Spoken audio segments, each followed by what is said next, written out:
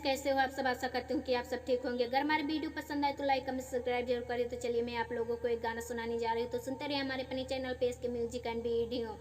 तू तो कैला ना प्यार टाइम पास कैला, तू तो कैला ना प्यार टाइम पास कैला, हमरे राहते ही दूसरा के खास कैला, हमरे राहते ही दूसरा के खास कैला।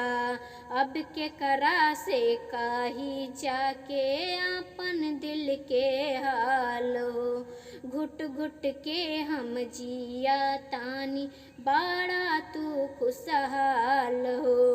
अब के करा से काही जाके अपन दिल के हाल हो, घुट घुट के हम जिया तानी बड़ा तू खुशहाल हो।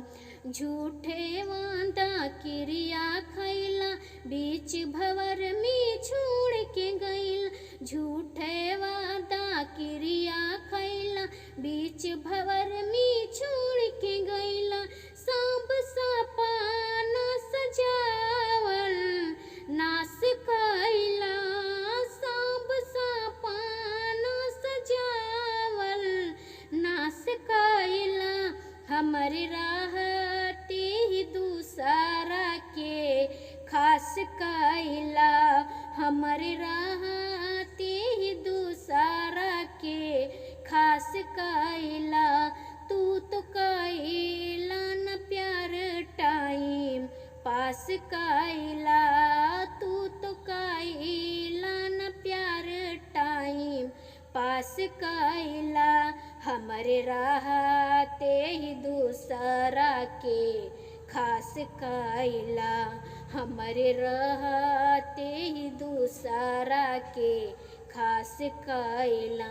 प्यार के नाम पे धोखा कैला, बुझला न दर्द दिल के, बानी पछतात हम तो तोहरा से मिल के।